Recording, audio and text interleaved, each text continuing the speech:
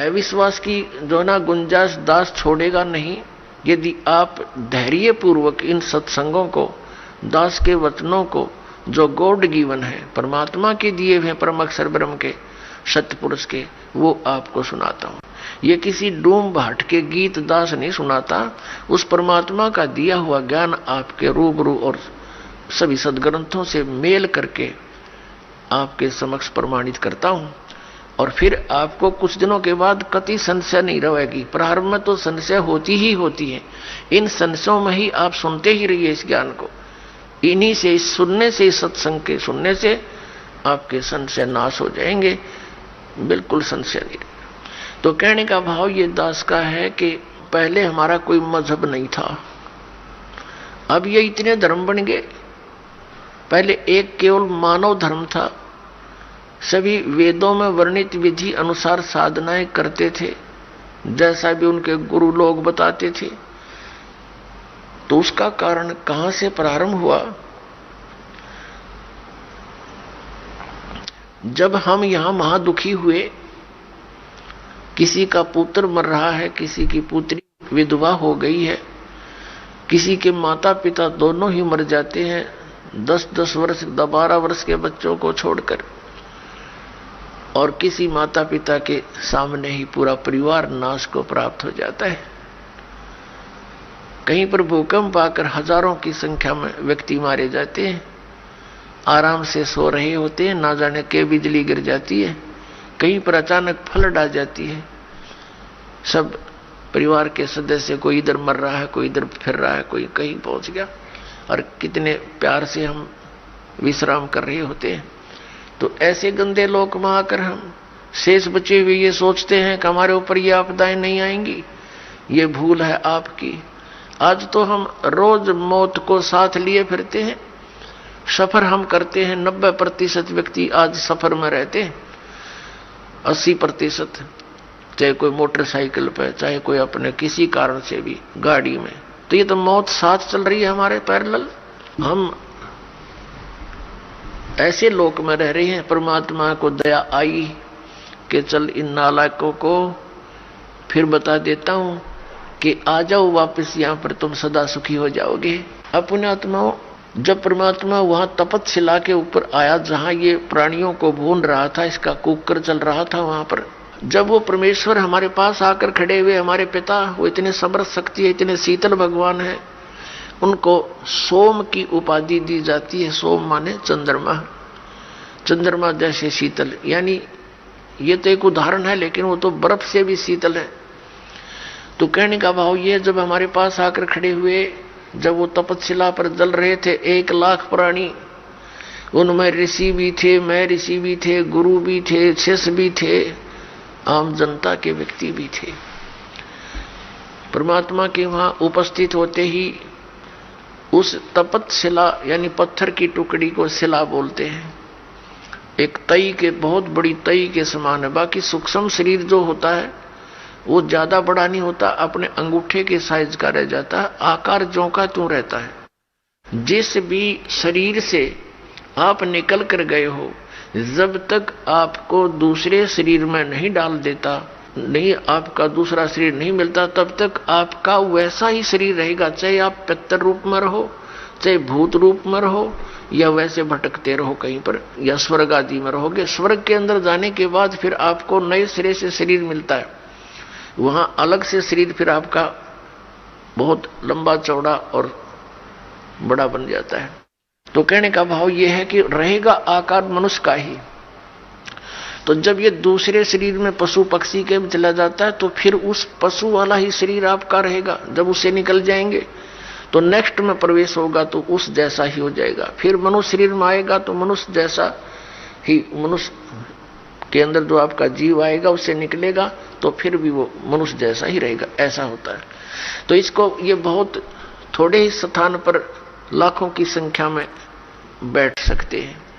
एक शरीर में जैसे किसी बहन भाई में देखा, प्रेतों की पूरी मंडली की मंडली प्रवेश हो जाती है। वो सूक्ष्म शरीर होता है उनका, एक एक में 20-20, 30-30 प्रवेश हो जाते हैं। ये भूत यानी सूक्ष्म शरीर इतना छोटा ही होता है, ये बड़ा भी हो जाता है और घटता घटता इसको बहुत सूक्ष्म छोटा भी बन सकता है, ऐसा आ जाता है।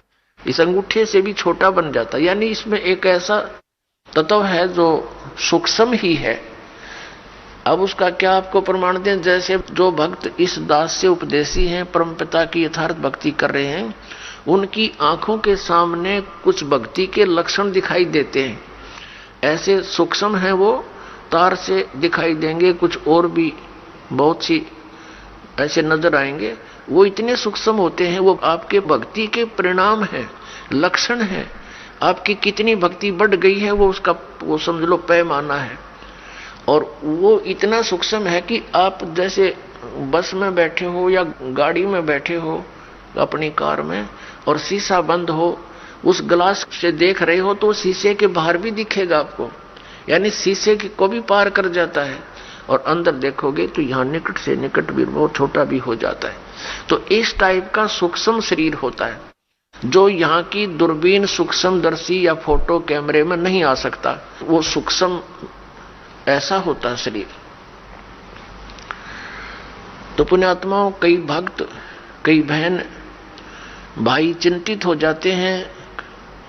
दास बहुत बार समझाने की चेष्टा करता है, ध्यान रखा करो, एक दूसरे को बता भी दिया करो। अगर कोई इस शंका में हो कि मेरी आंखों के सामने पता नहीं क्या दिखता है, डॉक्टर के पास गया, डॉक्टर कहने लगा ऑपरेशन करवा ले, और डॉक्टरों के पास क्या है, ऑपरेशन करवा ले, वह धुंधला दिखे, धुंधला नहीं दिखता वो हम देखेंगे ऐसे जैसे कोई मच्छर सा घूम रहा है, कोई मक्खी घूम रही है, ऐसे काले काले से कुछ और तरह के भी।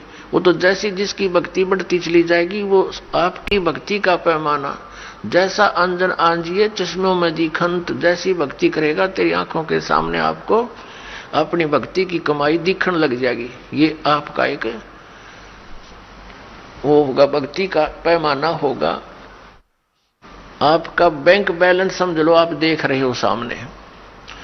तो वो घबरा जाते हैं, हमारे पास भी प्रार्थना करते हैं, जी ऐसा पता नहीं आंखों में क्या हो गया, मुझे तो चिंता बनी हुई है, ऐसे देखते हैं पता नहीं क्या दिखाई देता है, सोचते हैं ना देखूं फिर भी दिख जाता है। फिर उनको समझाते हैं कि ये आपकी भक्ति की कमाई दिखाई दे रही है, ये नहीं है तो आपका माइनस आपकी भक्ति, फिर भक्ति चली नहीं आपकी। इसे आपकी भक्ति संग्रह होगा, वो धन वो दिखाई दे रहा आपको, बाहर है वो, अंदर दिखता है उसका रिफ्लेक्शन बाहर आपको, तो संतुष्ट होते हैं। तो पुण्यात्माओं, ये वो भक्ति है कि आपको आपके समक्ष दिखाई दे रही होती है, तो घबराना नहीं होता।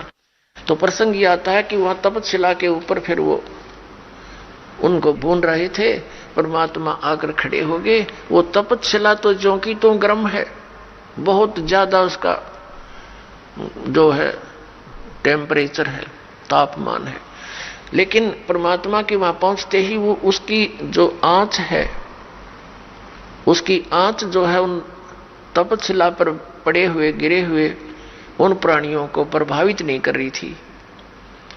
तो जैसे आपके सिर में दर्द हो तेज, तो आपका बोलने भी दिल ना करे, चाहे कितना प्यारा व्यक्ति बैठा हो, और जब वो दर्द ठीक हो जाए खूब बतलाओ घंटों तक, तो ऐसे उनकी वो पीड़ा खत्म होगी तो सब बैठ गए ऐसे।